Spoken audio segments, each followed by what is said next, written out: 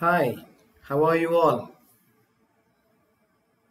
Very much pleased to meet each and every one of you once again, my dears. Wherever you are, whatever you do, may the grace of God be with you always and guide you in your constant preparation for the exams.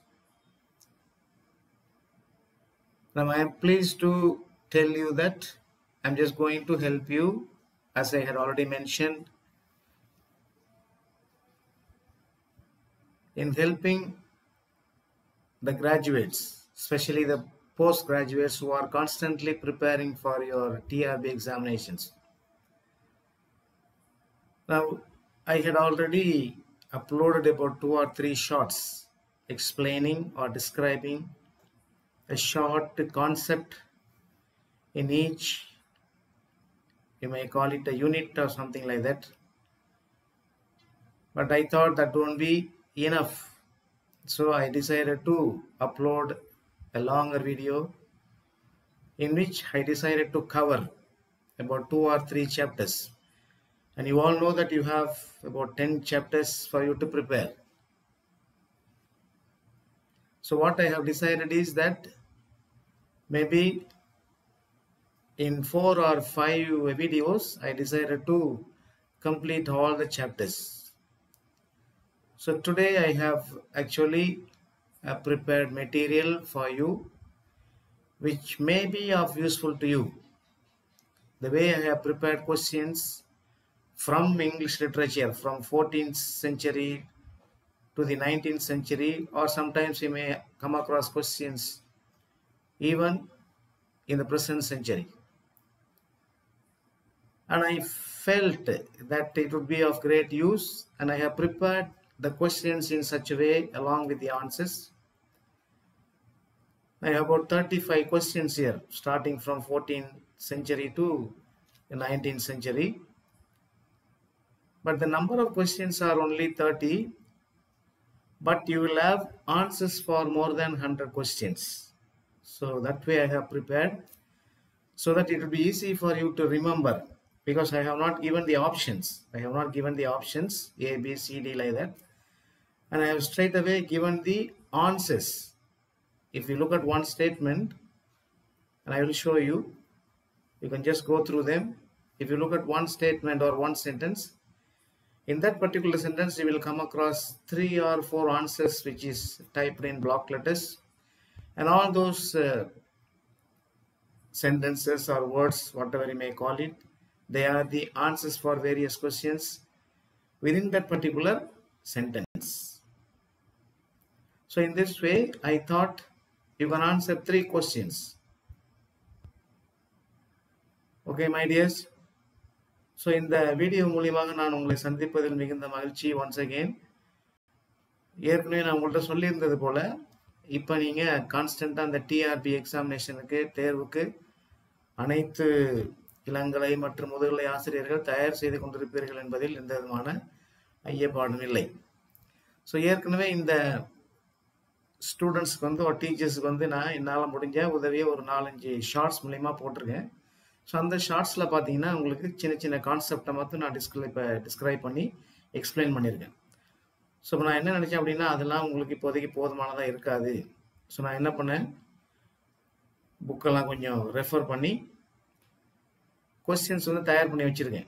அதாவது நான் இப்போ உங்களுக்கு வந்து ஒரு 10 chapters இருக்கும் for your preparation. உங்களுக்கு ஒரு 10 chapters இருக்கும். ஸோ அந்த 10 சாப்டர்ஸை வந்து ஒரு 6-7 வீடியோவா அல்லது 4-5 வீடியோவா நான் வந்து சிந்தசைஸ் பண்ணி கன்சாலிடேட் பண்ணி போடலான்ட்டு ஒரு பிளானில் இருக்கேன். ஸோ இப்போ இந்த லாங்கர் வீடியோவில் இன்றைக்கி என்ன பார்க்க போகிறீங்க அப்படின்னா, நான் ஒரு 30 கொஸ்டின்ஸ் தயார் பண்ணியிருக்கேன். அதாவது இதை வந்து நீங்கள் சாப்டர் 1 to 4, 1லேருந்து 4வது சாப்டர் வரைக்கும் இருக்கக்கூடிய அந்த இங்கிலீஷ் லிட்ரேச்சர், அதை பேஸ் பண்ணின கொஸ்டின்ஸ். நான் ப்ரிப்பேர் பண்ணியிருக்க கொஸ்டின்ஸ் தான் வரும் அப்படின்னு சொல்லி நான் உங்களுக்கு கேரண்டி கொடுக்க முடியாது. Because I am just helping you to understand. So these are, I think, probably the most important questions as far as my experience is concerned. So அதனால் என்ன பண்ணியிருக்கேன் அப்படின்னா, இப்போ நான் வந்து உங்களுக்கு காட்ட போகிற கொஸ்டின்ஸ் வந்து உங்களுக்கு ஆப்ஷன்ஸ்லாம் இருக்காது. ஆப்ஷன்ஸ் இல்லாமல் நான் என்ன பண்ணியிருக்கேன் அப்படின்னா ஒரு 30 கொஸ்டின்ஸ் தயார் பண்ணியிருக்கேன். பட் ஒரு கொஸ்டின்லையும் உங்களுக்கு 3 விதமான கேள்விகளுக்கு நீங்கள் ஆன்சர் பண்ணலாம். So you can expect you can answer 3 or 4 questions in one sentence. So அந்த மாதிரி நான் வந்து தயார் பண்ணி வச்சுருக்கேன். ஸோ ஃபஸ்ட்டு நான் வந்து ஒரு ஷீட்டாக நான் உங்களுக்கு காமிக்கிறேன். You just go through it, then I will explain to you one by one எப்படி வேறு வேறுமான கொஸ்டின்ஸ் கேட்கலாம். ஸோ ஆன்சர் மட்டும்தான் நான் அதில் குறிச்சிருக்கேன். அப்போ when you look at the options, நீங்கள் கொஸ்டினரை பார்க்கும் பொழுது உங்களுக்கு அந்த ஆப்ஷன்ஸ் பார்த்தீங்க அப்படின்னா இந்த ஆன்சர் வந்து உங்களுக்கு பர்டிகுலராக ஞாபகத்தில் இருக்கும். Instead of going for the options, ஒன்னொன்னும் எங்களுக்கு ஆப்ஷன் கொடுப்பாங்க சொல்லி நம்ம நினச்சிட்டு இருக்கிறப்ப என்ன ஆகும் அப்படின்னா, ஸோ ஆப்ஷன்ஸ் தான் வருமே, நம்ம படித்த வரைக்கும் நம்ம மனசில் வர்றது கரெக்டாக இது ரைட்டாக இருக்கும் அப்படின்னு சொல்லி நம்பிக்கையில் படிச்சுட்டு இருப்போம். which is all right, but not all the time that your option is correct. So therefore இங்கே படிக்கும் பொழுது என்ன பண்ணோம் அப்படின்னா கரெக்டான ஆன்சரை மட்டும் இந்த கொஸ்டினுக்கு தெரிஞ்சு வச்சுக்கணும். ஸோ அந்த வகையில் ஒரு கேள்வி நீங்கள் எடுத்தீங்கன்னா அந்த கேள்வியிலேருந்து அல்லது அந்த சென்டென்ஸ்லேருந்து ஒரு 3 விதமான கேள்விகளுக்கு பதிலாக இருக்கும். அப்போ நீங்கள் ஏறக்குறைய ஒரு 100 கேள்விகளுக்கு நான் வந்து ஆன்சர் தயார் பண்ணி வச்சுருக்கேன். அது வந்து ஒரு ஸ்டேட்மெண்ட் வைஸாக தான் இருக்கும். நான் ஒரு 3 செட் ஆஃப் கொஸ்டின்ஸ் ப்ரிப்பேர் பண்ணி வச்சுருக்கேன். 14th centuryலேருந்து ஒரு 16th century வரைக்கும், அப்புறம் 16லேருந்து 18 வரைக்கும், 18லேருந்து ஒரு 19 present century வரைக்கும் ஒரு 30 கொஸ்டின்ஸ் தயார் பண்ணியிருக்கேன். பட் அதில் வந்து பார்த்தீங்கன்னா உங்களுக்கு ஒரு 100 வகையான கொஸ்டின்ஸ் இருக்கும். நிச்சயமாக உங்களுக்கு ஒரு ஐடியா கிடைக்கும். ஸோ இந்த மாதிரி தயார் பண்ணிங்கன்னா உங்களுக்கு இதெல்லாம் வந்து யூஸ்ஃபுல்லாக இருக்கும் அப்படிங்கிறது என்னுடைய ஆழ்ந்த நம்பிக்கை. So I wish you all the best. So straight away before I do a lot of introduction, because I had already given you a lot of introduction. So straight away we will go into the matter. So come, let's go into the video and I will show you the first paper. முதல் paper நான் உங்கள்கிட்ட காமிக்கிறேன். அதில் நீங்கள் பாருங்கள், பார்த்துட்டு அதுக்கு நம்ம ஒன்று நம்ம டிசைட் பண்ணணும். நீங்கள் வந்து இந்த வீடியோ பார்க்கும் பொழுது you can just watch it at your leisure time, or gradually or casually you can watch the video, my video, and then go through the questions. நீங்கள் நிறைய மெட்டீரியல்ஸ் வச்சுருப்பீங்க, நிறையா சோர்ஸஸ்லாம் வந்து இப்போ கைடு படிச்சுட்டு இருப்பீங்க, நிறையா ரிசோர்ஸ் பர்சன்ஸோட நீங்கள் maybe you may have got guidance and you may be getting guidance. So apart along with all those helps and supports that you are having by way of preparing for your exams, I feel that this also could be of somewhat help to you. If not to the greater extent, at least to some extent, I feel that this would be of great help to you. So முடிஞ்ச வரைக்கும் நான் ஒரு 10 chapters எல்லா 10 chapters நான் cover பண்ண பார்க்குறேன். So இந்த வீடியோவில் முடிஞ்ச வரைக்கும் இந்த ஒரு 30 கொஸ்டின் நீங்கள் பாருங்கள். பார்த்துட்டு உங்களுக்கு ஒரு ஐடியா கிடைக்கும். அப்போ நான் ஒன்று வந்து உங்களுக்கு நான் என்ன பண்ண போகிறேன் அப்படின்னா ஆன்சரை வந்து காமிச்சிட்டு அதுக்கப்புறம் எக்ஸ்பிளைன் பண்ண போகிறேன். இப்போ நான் வந்து இந்த டைரெக்டாக வீடியோவில் இதில் காமிக்க போகிறது கிடையாது. So I'm not going to show you, but I just type it out and then took a print out and then I'll show you paper wise. அதாவது ஒரு ஷீட்டு மாற்றி ஒரு ஷீட் நான் உங்கள்கிட்ட காமிக்கிறேன். ஒரு நிமிஷம் அதை நீங்கள் கோத்ரூ பண்ணுங்கள். கோத்ரூ பண்ணிவிட்டு தென் with the help of the paper or sheet I will explain to you and how can you answer these questions, or how can different questions can be framed from the same sentence. ஓகேவா? வாங்க நம்ம போகலாம். இப்போ நான் வந்து உங்கள்கிட்ட என்ன காமிக்க இருக்கிறேன் அப்படின்னா, இதை வந்து நான் முன்னாடியே சொல்லிட்டுருக்கேன். அப்போ இது வந்து பார்த்தீங்கன்னா ஒரு மூணு கொஸ்டின்ஸ், 3 செட் ஆஃப் கொஸ்டின்ஸ் தயார் பண்ணி வச்சுருக்கேன். இப்போ பாருங்கள், இப்போ முதல் செட் ஆஃப் கொஸ்டின்ஸ் வந்து பார்த்தீங்கன்னா இங்கே வந்து உங்களுக்கு 15th and 16th centuries questions இருக்கும். இதில் ஒரு 15 கொஸ்டின்ஸ் இருக்கும். Just go through this. இதை அங்கே பாருங்கள், நீங்கள் அப்படியே பாருங்கள், நீங்கள் உங்களுக்கு ஒரு ஐடியா கிடைக்கும். அப்புறம் நம்ம one by one I will try to explain.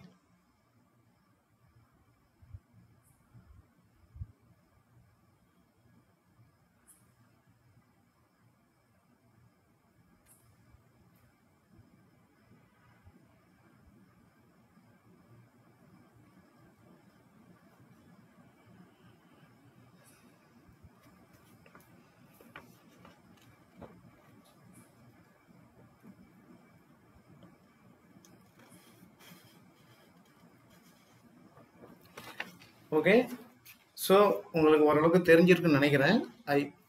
I believe that you could have watch to some extent. So இப்போ நான் என்ன பண்ண போகிறேன் அப்படின்னா, I will read those questions one by one and I will show it to you again. So you can just go through the answers. இப்போ நான் என்ன தயார் பண்ணி வச்சிருக்கேன், see the first question I have asked, these are the questions I have prepared, about 15 questions. 15th century 16th century உள்ள questions prepare பண்ணி வச்சிருக்கேன். So I thought this would be of great help to you. பாருங்க, முதல் question என்ன கேட்டிருக்கேன் அப்படின்னா, the 16th century was the finest age of Scottish poetry அப்படின்னு ஒரு கொஸ்டின் இருக்கு. ஃபர்ஸ்ட் கொஸ்டின் அதான் பார்த்தீங்க. இப்போ 16th century was the finest age of Scottish poetry. So உங்களுக்கு தெரிய வேண்டிய ஆன்சர் என்ன அப்படின்னா, the answer that you are supposed to remember is Scottish poetry. So the Scottish poetry was famous during the last period or at the beginning of the 16th century. அப்போ Scottish poetry உங்களுக்கு option கொடுத்துருப்பாங்க அங்கே, maybe French poetry, Scandinavian poetry, அப்படி இதெல்லாம் உங்களுக்கு option கொடுத்துருப்பாங்க. But you must no the correct answer. கரெக்டான answer உங்களுக்கு தெரிஞ்சு அப்படின்னா ஸ்காட்டிஷ் poetry அப்படின்னு ரிமார்க் பண்ணி, ஸோ ஸ்காட்டிஷ் poetry பேஸ் பண்ணி ஒரு கேள்வி கேட்கலாம். அதுக்கப்புறம் பார்த்தீங்கன்னா இப்போ என்ன கேள்வி வரும் அப்படி, உங்களுக்கு செஞ்சுரியை வச்சு ஒரு கேள்வி கேட்கலாம். சி, இந்த செஞ்சுரி வச்சு ஒரு கேள்வி கேட்கலாம். இப்போ எந்த செஞ்சுரி வச்சு கேட்கலாம், 16th century சொல்லியிருக்காங்க. அப்போ அதை வச்சு எப்படி கேள்வி கேட்கலாம் உங்களுக்கு? So identify the century in which Scottish poetry was its final stage அல்லது பாப்புலர் அப்படின்னு சொல்லி கேட்கலாம். அப்போ they will give you options. Option A 14th century, option B 15th century, option C 16th, 17th, அந்த மாதிரி ஆப்ஷன் கொடுக்கலாம். So now you will know it is the Scottish poetry which was very very in its finest age, 16th century அப்படின்னு சொல்லிக்கலாம் நம்ம. ஓகேவா? Second question பாருங்க. அப்போ அந்த ஒரு கொஸ்டினை நீங்க ரெண்டு கேள்விக்கு ஆன்சர் பண்ணலாம். இப்போ செகண்ட் கொஸ்டின் பாருங்க, Robert Henryson was called the Scottish Chaucerian. பாருங்க செகண்ட் கொஸ்டின் பாருங்க. ஓகே, சரி பாருங்க, Robert Henryson was called the Scottish Chaucerian. இப்போ how would you expect a question from this? இதில் வந்து நீங்கள் ரெண்டு கேள்விக்கு ஆன்சர் தயார் பண்ணலாம். ரெண்டு கேள்விக்கு ஆன்சர் நீங்கள் தெரிஞ்சுக்கலாம். ஒன்று வந்து ராபர்ட் ஹென்ரிசன், அப்புறம் இன்னொன்று வந்து இந்த ஸ்காட்டிஷ் சாசேரியன். இந்த ஸ்காட்டிஷ் சாசேரியன் வந்து நீங்கள் ரெண்டு ஆன்சர் பண்ணலாம். இப்போ இந்த ஸ்காட்டிஷ் சாசேரியன் அவரை வந்து உங்களுக்கு கொஸ்டின் நான் கேட்டு கீழே வந்து நிறைய வேற பேர் கொடுக்கலாம் உங்களுக்கு. அப்போ you know who was called the Scottish Chaucerian? Robert Henryson. அப்போ இது இல்லாமல் நீங்கள் ராபர்ட் ஹென்ரிசனை பேஸ் பண்ணி கேள்வி கேட்டாங்க அப்படின்னா, see, you may be having options like Robert Henderson, William Wordsworth, Chaucer, அப்புறம் நிறைய அந்த மாதிரி நிறைய பேர் கொஸ்டின்ஸ்ல உங்களுக்கு ஆப்ஷன்ல கேட்பாங்க. So now you will know the answer. So who was called the Scottish Chaucerian? It is nobody except Robert Henderson. So the Robert Henderson உங்களுக்கு ஆன்சரா வந்துடும். ஓகேங்களா? ஸோ இப்போ இதில் 3 கொஸ்டின் நீங்கள் ஆன்சர் பண்ணிக்கலாம். அடுத்தது பாருங்க, 15th century was noted for Greek plays. அதான் வந்து தேர்ட் கொஸ்டின் கேட்டிருக்கேன். இப்போ ஆன்சர் வந்து என்னது, 15th century was noted for Greek plays.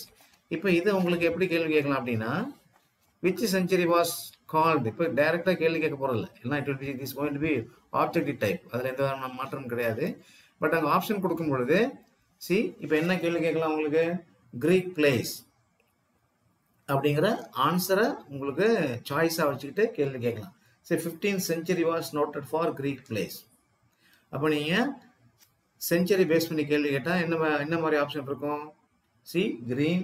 Greek plays were noted during the dash centuries அப்படின்னு சொல்லி போட்டிருப்பாங்க. Again 14, 15, 16, 17th century ஆப்ஷன் வந்துச்சுன்னா, so you can easily answer 15th century. அப்புறம் அது இல்லாமல் இன்னொரு கேள்வி எப்படி கேட்கலாம் உங்களுக்கு, 15th century was noted for dash அப்படின்னு சொல்லி போட்டுட்டு ஆப்ஷன் உங்களுக்கு கேட்கலாம். என்னென்ன கேட்கலாங்க? Greek plays. What are the other plays we can think of? So all the other plays can become as options. அப்போ Greek plays வந்து உங்களுக்கு ஆன்சராக வந்துடும். ஸோ இந்த மாதிரி தான் நீங்கள் வந்து என்ன பண்ணணும், கொஸ்டின் தயார் பண்ணணும். ஓகேங்களா? Okay, so you go to the fourth question. பாருங்க, Marlowe was the noted writer of blank verse. blank verse உங்களுக்கு என்னன்னு தெரியும், because you are all graduates and you know what is blank verse. And அந்த blank verse யார் வந்து காரணகர்த்தா, who was the almost founder like person அப்படின்னா அவர் வந்து யார் அப்படின்னா மார்லோ. அதில் வந்து மார்லோ அப்படிங்கிறது ஒரு கொஸ்டினாக நீங்கள் வரலாம். Marlowe was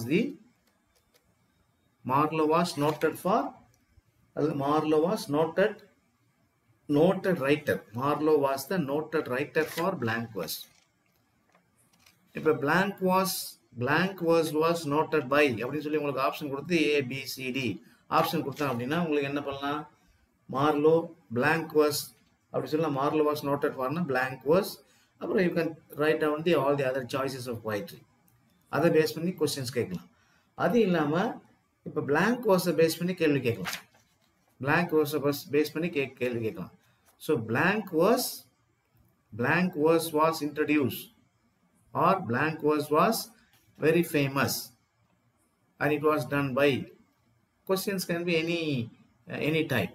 ஸோ அந்த அப்போ உங்களுக்கு blank verseனால இங்கே யார் ஆப்ஷன் வருவா? மார்லோ ஆப்ஷனாக வந்துடுவார். மார்லோ, சாசர், அதே போல் நிறைய ரைட்டர்ஸ், பிளேட்டோ, அப்புறமா மில்டன், ஷேக்ஸ்பியர், என்ன ஒன்று ஆப்ஷன் வேணாலும் வரலாம்.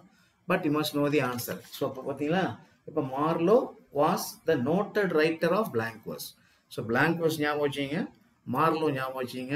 So he was the famous person for blank verse. another question பாருங்க. The apology for poetry was written by Sidney. See, apology for poetry. But Sidney was the famous poet. அந்த செஞ்சுரியில் பார்த்தீங்கன்னா ஒரு 15th-16th செஞ்சுரியில் பார்த்தீங்கன்னா நம்ம இவர் Philip Sidney சொல்லுவாங்க. Philip Sidney was very very famous for the poetry and he was at his peak period. The apology for poetry and it was written by Sidney. அப்போ அங்கே சிட்னிங்கிற ஆப்ஷனுக்கு உங்களுக்கு கேள்வி வரலாம். அப்புறம் apology for poetry. Apology for poetry was written by Sidney, Wordsworth, Shakespeare, Keats. So இப்படி கேள்வி வரலாம் உங்களுக்கு. So in that way you can expect questions. அப்போ இதில் நீங்கள் 2 questions ஆன்சர் பண்ணுற மாதிரி இருக்கும். apology for poetry ஞாபகம் வச்சிங்க. Then you can remember the author, the poet Sidney. ஓகேவா? Then question number 6 பாருங்க. அதில் ஒரு 4 கேள்வி நீங்கள் தயார் பண்ணலாம். See, question number 6 பாருங்க. இப்போ question number 6 பார்த்தீங்க அப்படின்னா அதில் என்ன கேட்டிருக்காங்க? Sidney was named as Elizabethan courtier, statesman, editor, poet and patron of poets. So அவருக்கு வந்து 4 டைட்டில் கொடுத்துருக்காங்க. இந்த 4 டைட்டிலையும் பேஸ் பண்ணி உங்களுக்கு 4 questions can be asked. இப்போ இதில் உங்களுக்கு ஒரு 5 marks இதில் எப்படி உங்களுக்கு 1 mark வர வாய்ப்பு இருக்குது. ஏன் அப்படின்னா because Sidney was very much known. He was very much known as Elizabethan courtier, statesman, editor, poet and patron of poets. அங்கே வந்து பார்த்தோம் apology for poetry was written by Sidney பார்த்தோம். ஸோ இங்கே வந்து சிட்னிங்கிறது எதுக்கு ஃபேமஸாக இருந்திருக்காரு, எதுக்கெல்லாம் ஃபேமஸாக இருந்தார் அவர், அல்லது அவர் எப்படிலாம் கூப்பிட்டாங்க, how was he called, what was he famous for. So அந்த மாதிரி சொல்லப்போ he was known as Elizabethan courtier. Elizabethan கார்டியராக இருந்தார்.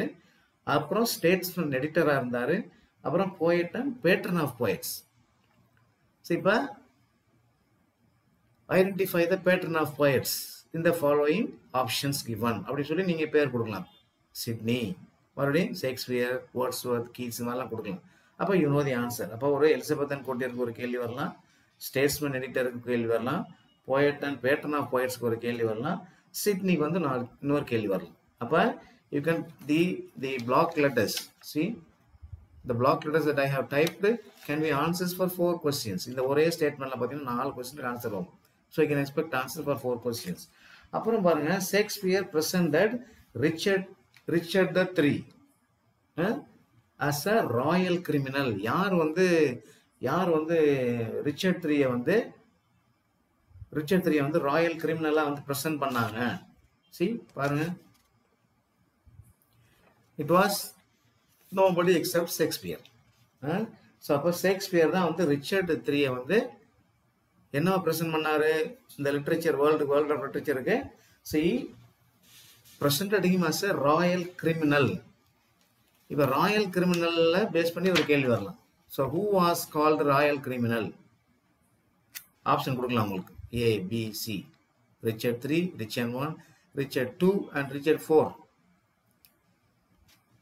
ஸோ இந்த மாதிரி நிறைய ஆப்ஷன் வரலாம் உங்களுக்கு. பாருங்க, see, so remember the answer. Shakespeare presented Richard III as a royal criminal. Now, who presented Richard III as a royal criminal அப்படி சொல்லி அந்த கேள்வி வர்றப்ப உங்களுக்கு ஆப்ஷன் எப்படி கேட்பாங்க? ஷேக்ஸ்பியர், மில்டன், தென் ஜான் டன், சாசர், நிறைய அந்த மாதிரி பிளே ரைட்ஸ்லாம் கேட்கலாம். அப்போ இந்த மாதிரி நீங்கள் ப்ரிப்பேர் பண்ணும்போது உங்களுக்கு ஒரு கல்லில் 2 மாங்காய் 3 மாங்காய் 4 மாங்காய் கூட அடிக்கிற மாதிரி இருக்கும். ஓகேவா? So for that purpose only I have prepared questions like this. 7வது கொஸ்டின் பாருங்க. சாரி 8வது question. Dante addressed his sonnets to Beatrice அல்லது Beatrice. எப்படினாலும் ஒன்று பார்த்தீங்களா பாருங்க. இப்போ 7வது கொஸ்டின் 8வது கொஸ்டின் சாரி 8வது Dante addressed his sonnets to Beatrice அப்படிம்பாங்க. Beatrice அப்படிங்கிறவங்க ஸோ அவங்களுக்கு வந்து அவர் முக்கியத்துவம் கொடுத்து அந்த எழுதியிருக்காரு. ஸோ அப்போ எப்படி கூப்பிட்டாங்க அவங்க? Dante addressed his sonnets. So அவருடைய ப்ராமினன்ட் பர்சனுக்கு தான் அதை வந்து டெடிகேட் பண்ணுறாரு. அப்போ who did that? Dante. So Dante remember பண்ணுங்க. யார் வந்து பேட்ரிஸ்க்கு வந்து அல்லது பீட்ரைஸ் அப்படிங்கிறவங்களுக்கு போயட் வந்து டெடிகேட் பண்ணாங்க அப்படின்னா உங்களுக்கு டான்டே அப்படிங்கிற ஞாபகத்துக்கு வரும். ஸோ இங்கே வந்து போயட் பேரில் ஆப்ஷன் வரலாம். அந்த ப்ராமினன்ட் கேரக்டர் ப்ரொட்டோகனிஸ்ட் அவங்க பேரில் உங்களுக்கு கொஸ்டின்ஸ் வரலாம். ஸோ இது மாதிரி நிறைய இங்கே பேர் ஆகும். அப்புறம் பாருங்க, William Shakespeare published 154 sonnets in 1 volume 1609. So இது வந்து ஒரு இம்பார்ட்டன்ட் கொஸ்டின்ஸ். பாருங்க, வில்லியம் ஷேக்ஸ்பியர் பப்ளிஷ்ட் அவர் எத்தனை சோனட்ஸ் எழுதியிருக்காரு? 154 sonnets எழுதியிருக்காரு. அப்போ எத்தனாவது வருஷம் வெளியிடுறாரு? அதெல்லாம் ஒன்றா மொத்தமாக வெளியிடுறாரு. எந்த வருஷம்? 1609. யார் அவர்? ஷேக்ஸ்பியர். அப்போ 3 கேள்விக்கு ஆன்சர் தான். அதான் 9th கொஸ்டின் பாருங்க. So 9th question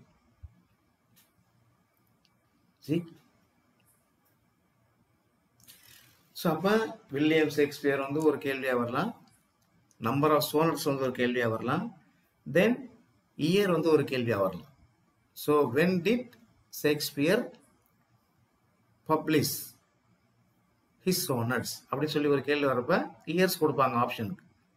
1609. அப்போ நீங்கள் கரெக்டாக அந்த 1609 ஞாபகம் வச்சுட்டீங்கன்னா உங்களுக்கு ஆன்சர் தெரிஞ்சு போயிடும். அப்புறம் who published 154 sonnets in 1609? Shakespeare option, authors poets option கொடுப்பாங்க. அப்புறம் how many sonnets did Shakespeare publish? How many sonnets did Shakespeare publish in 1609 அப்படிங்கிற ஒரு கேள்வி வரலாம். அப்போ உங்களுக்கு இதெல்லாம் தெரிஞ்சிடும். ஸோ மூணு ஆன்சர் இதில். நெக்ஸ்ட் 10th கொஸ்டின் பாருங்க. William Shakespeare addressed 126 of his sonnets to a dark lady. இது வந்து எல்லாருக்கும் லிட்ரேச்சர் ஸ்டூடெண்ட்ஸுக்கு எல்லாருக்கும் தெரிஞ்ச ஒரு கேள்வி. So most of his sonnets அங்கே நம்பரை கொடுத்துருக்காங்க. மோர் தேன் 126 அல்லது 120 exactly 126 sonnets were addressed to his favorite character called a dark lady. அப்போ இதில் டார்க் லேடி பேஸ் பண்ணி ஒரு கொஸ்டின் வரலாம். 126 sonnets பேஸ் பண்ணி ஒரு கேள்வி வரலாம். அப்புறம் again the poet William Shakespeare யார் வந்து 126 sonnets டார்க் லேடிக்கு பப்ளிஷ் பண்ணாங்க, அட்ரஸ் பண்ணாங்க. அப்போ you can write Shakespeare as a லே, Shakespeare as the answer. See, இந்த மாதிரி இங்கே அப்புறம் பாருங்க. Question number 11. Spenser is known as the English Vigil. பாருங்க நெக்ஸ்ட் கொஸ்டின். See,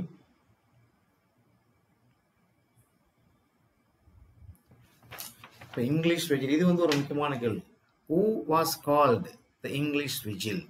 ஆப்ஷன் கேட்கலாம். யாரு? இங்க வந்து ஸ்பென்சர் ஞாபகம் வச்சுங்க. So Spencer is known as the English Vigil. இப்போ நிறைய நம்ம சொல்லிட்டே போகலாம். அடுத்தது பாருங்க, Ben Jonson is the author of no language. So அந்த நோ லாங்குவேஜ் அப்படிங்கிற ஒரு ரைட்டிங் வந்து யார் ஆத்தர் அப்படின்னா பென் ஜான்சன். இந்த நெக்ஸ்ட் ஒன் பாருங்க, Caxton. Who is Caxton? Actually Caxton initiated the art of printing in England.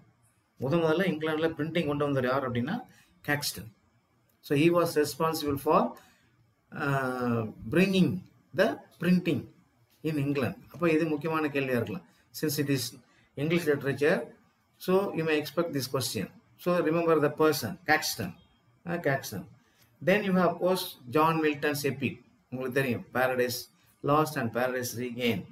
இப்போ இங்கே பாரடைஸ் லாஸ்ட் வந்து எப்போ பப்ளிஷ் பண்ணார் அப்படின்னா 1667. யார்? Milton, John Milton. அது வந்து கிரேட் எபிக். பாரடைஸ் லாஸ்ட் வந்து 1667 பப்ளிஷ் பண்ணுறார். அங்கே ஒரு கொஸ்டின். அப்புறம் இதில் லாஸ்ட் 15 கொஸ்டினில் ஒரு 2-3 ஆன்சர் வர மாதிரி ஒரு கேள்வி, ஒரு ஸ்டேட்மெண்ட் கொடுத்துருக்கேன். Chaucer was considered as the great genius of the 16th century. சரிங்களா? போயிட்னு சொல்லி பிரிண்டிங் மிஸ்டேக் வந்துருச்சு பாருங்க. Chaucer was considered as the great genius of the 16th century. பாருங்க. அப்போ அதில் சாசருங்கிற ஒரு கேள்விக்கு ஆப்ஷனாக வரலாம், கிரேட் ஜீனியஸ் அப்படிங்கிற ஒரு கேள்விக்கு ஆன்சராக வரலாம், 16th century போயட்டுக்கு வந்து ஆப்ஷனாக வரலாம். பாருங்க. சி, ஸோ இதில் வந்து நீங்கள் ஏறக்குறைய ஒரு 30 கேள்வி நீங்கள் answer கண்டுபிடிச்சாலும்.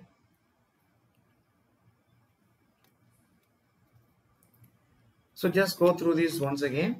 These are the questions which I thought. These are the questions which I thought would be of great help to you, and maybe repeated questions. நான் கொஞ்சம் ரெஃபர் பண்ணி தான் பார்த்து தயார் பண்ணி வச்சிருக்கேன். So maybe this may be of great guidance. நம்ம போகலாம் அடுத்த வீடியோக்குள்ள, அடுத்த ஷீட்டுக்குள்ள போகலாம். So these are the questions. See, though you see number of questions only 15, but there are answers for more than 30 to 35 questions here. அப்போ ஏற்கனவே 30-35க்கு உள்ளே உங்களுக்கு இங்கே ஆன்சர் இருக்கு. ஓகேவா? ஸோ இந்த மாதிரி பார்க்கும்பொழுது உங்களுக்கு நான் நெக்ஸ்ட் இதை காமிக்கிறேன் பாருங்களேன். நெக்ஸ்ட் இது வந்து பார்த்தீங்கன்னா உங்களுக்கு 18th century. இதில் ஒரு 10 கொஸ்டின்ஸ் தயார் பண்ணியிருக்கேன். அதாவது 1601 to 1800. 1601 to 1800. ஸோ இது வந்து செகண்ட் ஷீட் ஆஃப் பேப்பர் பாருங்க. ஸோ இதில் ஒரு 10 கொஸ்டின்ஸ் நான் தயார் பண்ணியிருக்கேன் பாருங்க. Just go through this.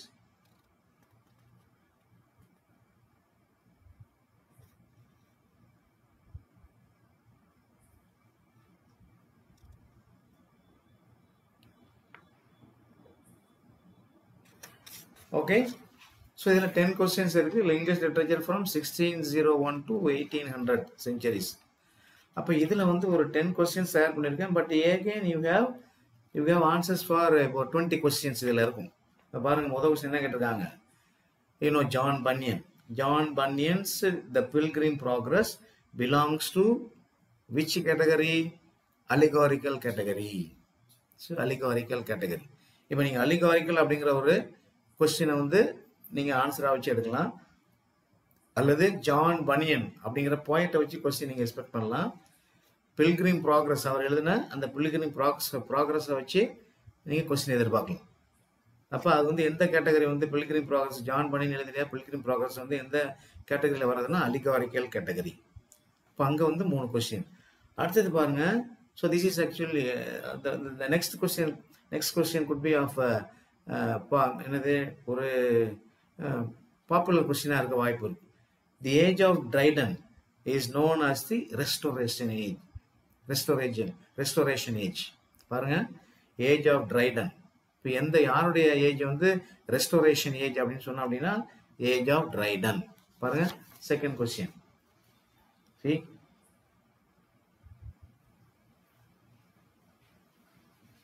Okay. அப்போ இதில் நீங்கள் ஜான் ட்ரைடனை பற்றி ஒரு கேள்வி வரும், ரெஸ்டோரேஷன் ஏஜை பற்றி ஒரு கேள்வி அப்பேர் ஆகும். ஸோ ஏஜை பற்றி நீங்கள் யார் ரெஸ்டோரேஷன் ஏஜுங்கிறப்ப ஜான் ட்ரைடன் ஞாபகம் வச்சிங்க. நெக்ஸ்ட் ஒன் பாருங்க, த ஸ்கூல் ஃபார் ஸ்கேண்டல். அது வந்து ஒரு ஃபேமஸ் ரைட்டிங். அந்த ஃபேமஸ் ரைட்டிங் வந்து யார்? It was the masterpiece of Sheridan. See, masterpiece of Sheridan. பாருங்க, த ஸ்கூல் ஃபார் ஸ்கேண்டல்.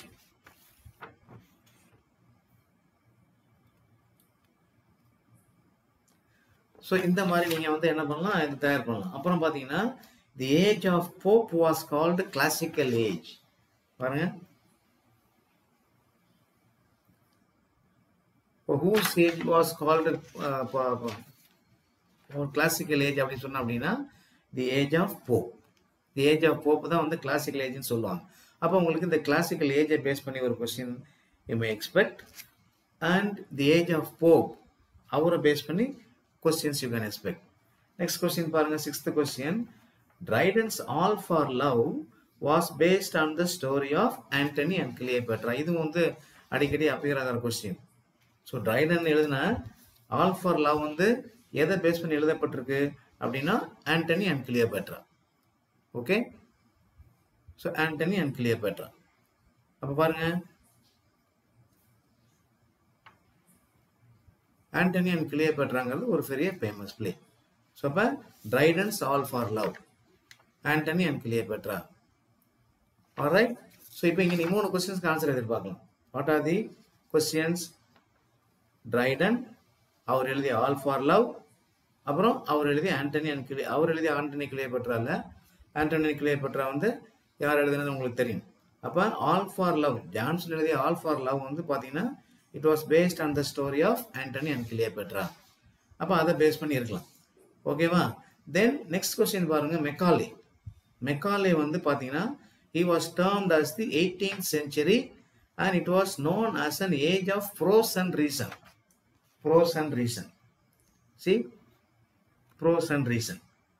அப்போ இதில் நீங்கள் 3 கொஸ்டின் ஆன்சர் எக்ஸ்பெக்ட் பண்ணலாம். You can expect answers for 3 questions. What are the questions? Macaulay, 18th century, and the third question could be an age of prose and reason. Age of prose and reason அப்படின்னு யார் இவருடைய age இருந்துச்சுன்னா Macaulay. சரி, அந்த ஞாபகம் வச்சுங்க. அப்புறம் பார்த்தீங்கன்னா ஜான் மில்டன், அவர் ஒரு ஃபேமஸ் ரைட்டர். அப்போ அவர் வந்து இறந்த ஆண்டை கூட கொஸ்டினாக வரலாம். When did he die? He died in 1674. He died in 1674. அப்புறம் கொஸ்டின் நம்பர் 9, ஸ்விஃப்ட், ஒரு பெரிய ரைட்டர். ஸோ அவர் வந்து என்ன பண்ணியிருக்காரு?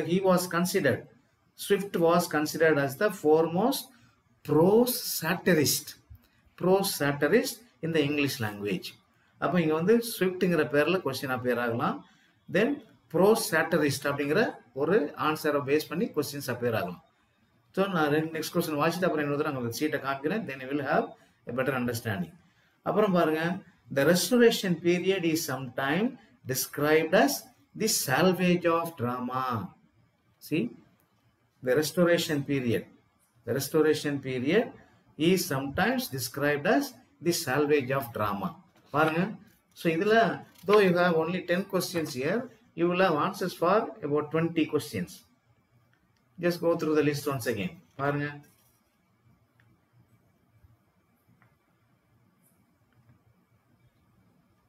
if I have shown you about 25 questions, so out of these 25 questions you will expect answers for more than 50. 50 கேள்விகளுக்கு மேல நீங்க வந்து பதில வந்து அதில் எழுதலாம் நீங்க. ஓகேவா? Then the last sheet of paper I am going to show you. Last set of questions வந்து பார்த்தீங்கன்னா 18th century அதுல இருந்து முடிஞ்ச வரைக்கும் இந்த present century வரைக்கும் நான் தயார் பண்ணி வச்சிருக்கேன். பாருங்க, ஒரு just ஒரு 1 minute, just go through. These are the questions taken from English literature from 1801 to the present time. பாருங்க, see.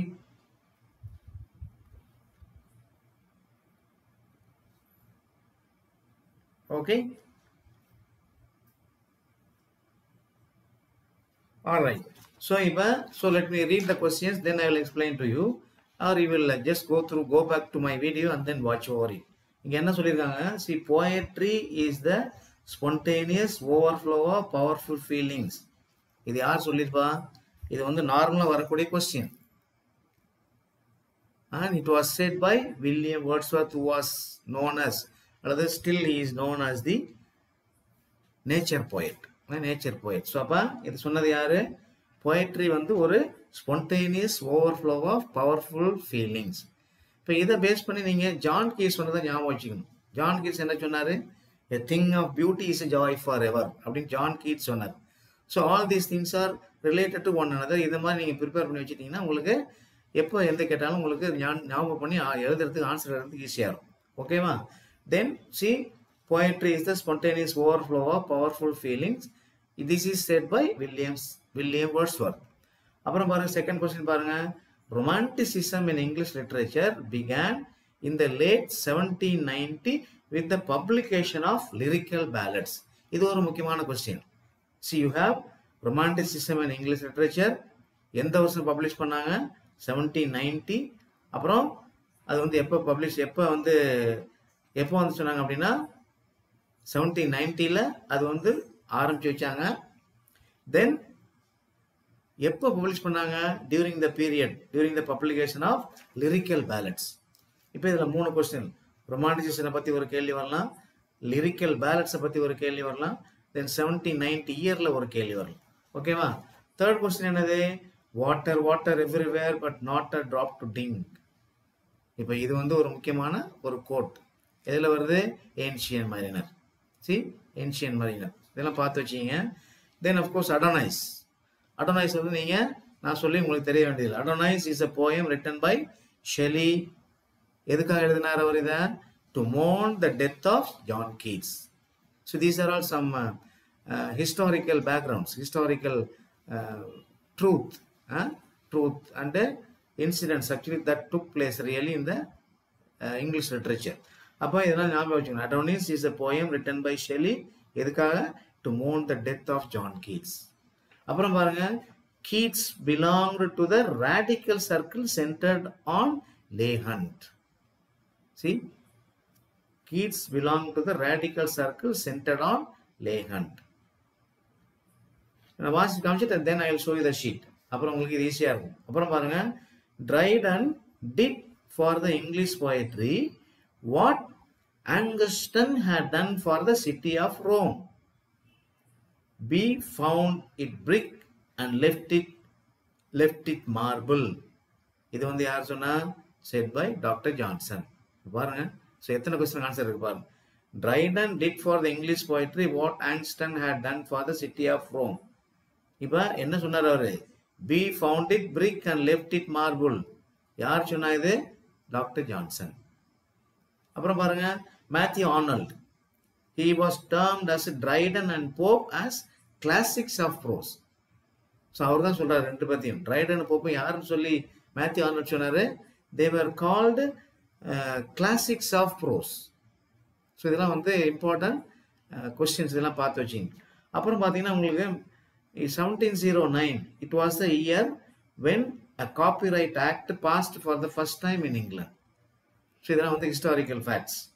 Then of course William Wordsworth was much influenced by the works of Rousseau. So William Wordsworth was much influenced by the works of Rousseau. And the last question is, the South Sea bubble burst in 1720.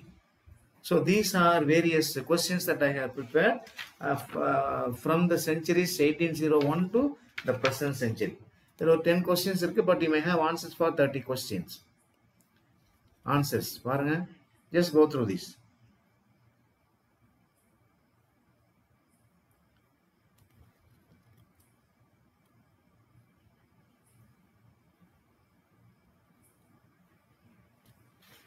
Okay, dears. So this is what I wanted to discuss in this video. நான் வந்து உங்களுக்கு என்ன காமிச்சாச்சோன்னா, starting from 14th century to 19th century, அதில் ஏறக்குறைய ஒரு 50 answers வர மாதிரி உங்களுக்கு நான் 50-60 கொஸ்டின் ஆன்சர் வர மாதிரி உங்களுக்கு அந்த ஷீட் காமிச்சேன் நான். So when you have free time, just go through this video and try to read and try to remember only the answers apart from the options that would be given to you. So இந்த மாதிரி வந்து இன்னொரு 6-7 வீடியோவில் எல்லா சாப்டரையும் நான் cover பண்ண காத்திருக்கேன். So I will try to show to you the various questions that can be asked. இப்போ என்னுடைய ஷார்ட்ஸில் பார்த்தீங்க அப்படின்னா, இந்த லாஸ்ட் சாப்டர் 10th சாப்டர் உள்ள அப்ளிகேஷன் ஃபார் லிட்ரேச்சர், அதில் ஒரு 2-3 கிராமர் டிஸ்கஸ் பண்ணியிருந்தேன். So that will come as the last resource. இப்போ நான் வந்து ஃபஸ்ட்டு 4 சாப்டர் உங்களுக்கு முடிஞ்ச அளவுக்கு ப்ரிப்பேர் பண்ணி இந்த கொஸ்டின்ஸ் தயார் பண்ணி காமிச்சேன். So in my next video, in the course of time, I will prepare something and then show it to you and discuss with you answers related to linguistics, phonetics, and then of course Indian writing in English, American literature, நிறைய அந்த மாதிரி இருக்கு உங்களுக்கு. So you may have to prepare constantly, day by day, without much even free time. I know you will be working very hard, seriously preparing, but yes, this is the time for you to prepare, and I wish you all the best, my dear teachers and the graduates who are preparing for your TRB examinations. So until I see you in the next video, it's Louis Das from English CC Louis channel signing off. Thank you, my dears. God bless you, and thanks for watching. Continue to subscribe my channel and increase the subscribers and viewers. Thank you, my dears, and God bless you.